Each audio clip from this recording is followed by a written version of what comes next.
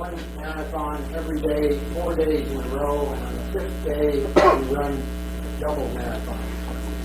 That takes a lot of training, a lot of mental toughness. But the one I like best is the Japan Death March Memorial. It's put on by the American military. It's run in Death Valley. And we're talking here at temperatures of 140 degrees Fahrenheit. We're talking about running in the sand where there's no traction. We're talking about carrying a 40-pound pack on your back while you're doing that, and you're running in army boots, not sneakers. Good day's exercise, and he'll tell you all about it, and he will probably let you sign up if you want to join in after. Mehmet, why don't you take over? Thank you, Lord. Can everyone hear me? Thank you for the great introduction. Hopefully the presentation I have planned is good enough for this crowd. First of all, thank you for having me. I know it's late in the evening, so I hope I'll do it justice. I'm honored to be speaking to a Rotary crowd. I have had a couple of, Gordon saw me, it was the Monday daytime Rotary Club that I gave this presentation at. So again, everyone can hear me? Okay. So as mentioned, I used to be a Canadian Forces dental officer up until 3.5 years ago. I retired from the dental corps and bought a practice here in Oshawa where I'm privileged to serve the community here.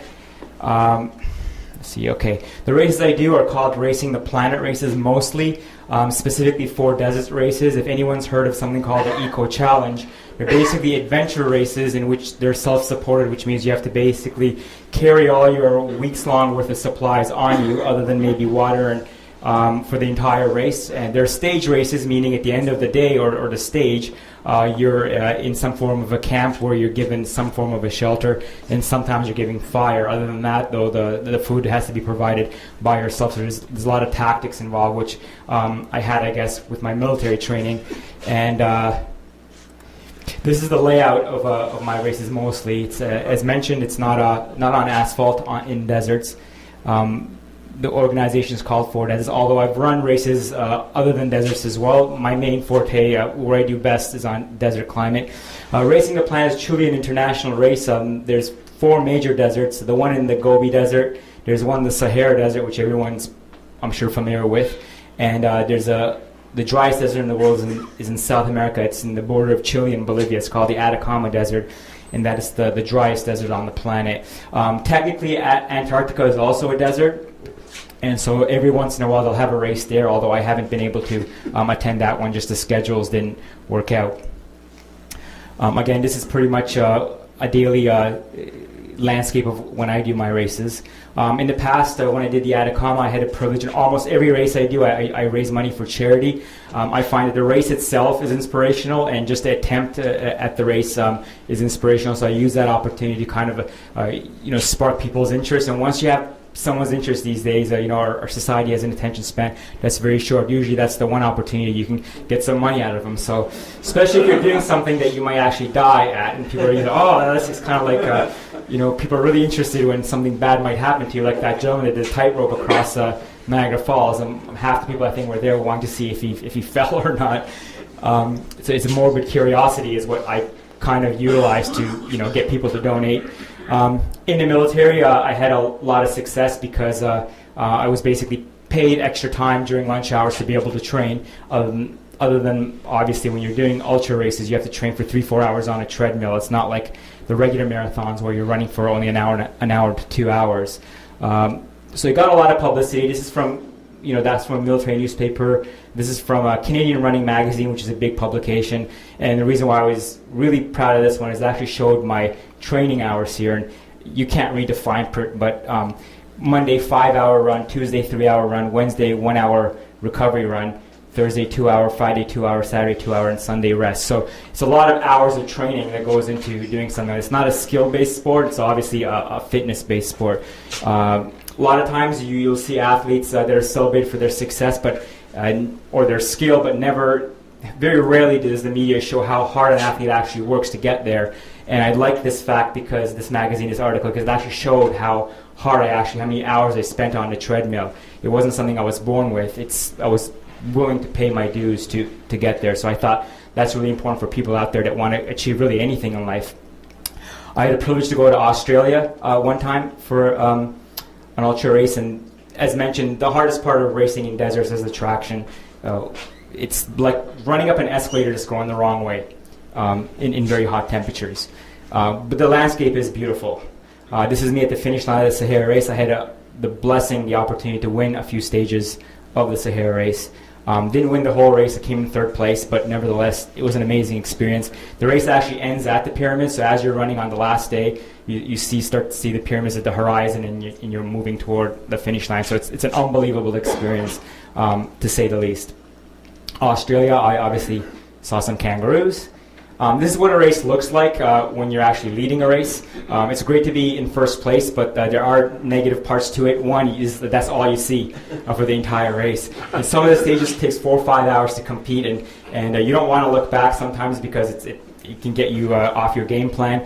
But I find the desert is beautiful, but sometimes it could be very monotonous. But so can spending 4 hours on a treadmill. I mean, you get to watch SportsCenter 5 times over again, the same loop. So, you don't want to get off and change the channel, because if you do, you can cramp up and whatever. So a regular marathon is 42 kilometers for those of you that are not into running. Nowadays, most of the fastest runners are Kenyan or Ethiopian, and they usually finish close to 2 hours, okay? Another key part of regular marathons, as you can see, this gentleman has what he's wearing, regular running shoes, and it's on pavement. This is the Boston Marathon, as mentioned, okay? Very famous marathon. The runs I do are 250 kilometers, and they take over 7 days. They're not continuous, they're stage races, but after each marathon, you have nothing to do but to sit there and eat out of your backpack. So you got to figure out how much food you want to carry, because weight is inversely proportional to speed. The Bataan Death March, it's an annual race run by the Americans. It's a military race.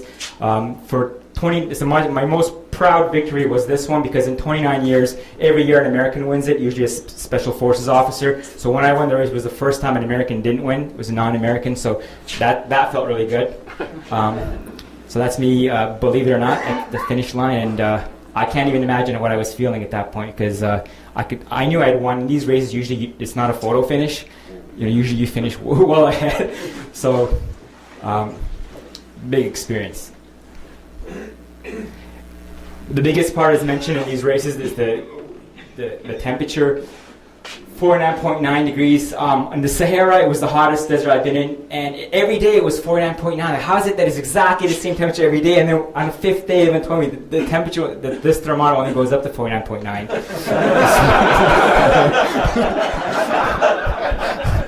So I'm glad I didn't know that. Stage races, basically, each stage is usually a different part of the desert. It's not always a straight line. It's an international race, and there's many famous people that run this race. If you're not into running, you wouldn't know, but there's a lot of money that goes into these races. Ultra marathons are becoming more popular in the last 10 years, although they've been around since the 60s.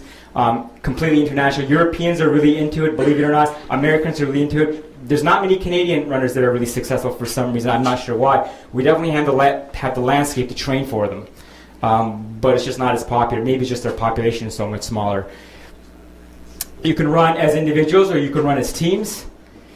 And even if you run as individuals, that's me in the middle with a German and an Austrian runner. We pretty much ran together for 4 days. No one was able to break through. And usually something happens, and it's almost like a pit stop, and that's the only time you can actually make some kilometers on someone. It's very hard to take a lead.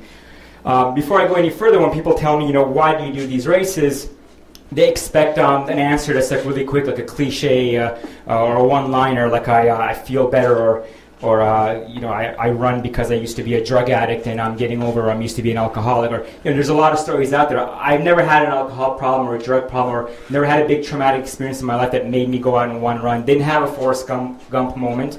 So I try to answer that question with the rest of my presentation, but I like to start off to answer it by asking you a general question. I don't want the answer back, I just want you to think about it. I want to ask all you ladies and gentlemen, what are the 3 most happiest moments of your life that you can think of? You may change your mind throughout the presentation what those are. When I give these talks to the Army cadets and stuff like that, they've only been around for like 10 years or 15 years, their conscious life, so some of them can't even think of 3 moments, but I'm sure seasoned folks like you can think of a lot of moments. I'm going to ask you to think of the three most memorable moments of your life, and I'll get back to it. I'll get back to that at the end to kind of answer the question why I run these races. In these races, usually about 100 people, 200 people. They're all from all different walks of life, different professions, different income levels, different languages. But we all, when we do these races, have one thing in common. And on that day, we get together under one big sky, under one scorching sun, and we all leave this kind of a landscape behind, and we trade it off for this landscape. We leave this kind of a topography behind for this one. And we leave this kind of a rat race behind for this one. I named some of my sites. I call this one 401 westbound. I guess you can call it eastbound depending on if it's AM or PM. I still live in Scarborough, so I actually drive the opposite way of traffic, and I'll look at the other side. I think people say I'm crazy for doing these races. I look at some of the people driving that traffic every day, and the GO train right on the other side, I think that's crazy. It's insane. This nightlife, which I'm from Toronto, and I think this is beautiful. I agree, but I think it pales in comparison. This is the Atacama Desert, the driest desert on the planet, and this is taken with a regular camera. It's not a telescope or one of those fancy cameras. You can literally see this sky past midnight. Because it's so high altitude and so dry, there's no refraction of light, and this is the sky that you see when you just look up with your naked eyes. Truly, if you looked up, because you can barely see the horizon, you actually lose balance, because you lose track of the horizon. It's unbelievable. Unbelievable, that environment. So that's one of the rewards you get for doing desert races. It's there's no light pollution. Okay, this might look like February in some gravel pit, but this is actually the Sahara Desert. Those are salt or limestone, or a mix of the two. And again, it seems like an out-of-the-planet experience. And obviously, it's very hot. Every 10 kilometers, there's a medical checkpoint, which are given 1 liter of water, which you can consume or carry with you. This is the Atacama Desert. This is the salt flats. It used to be an ocean bed.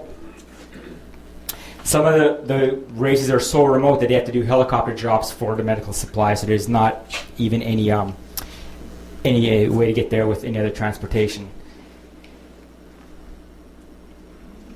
Again, Sahara Desert, I think in the stage 2 I was in first place, and the Racing the Planet truck following me, and you got nothing to look forward to but empty space. It's a good feeling to be in first, but it can also be lonely.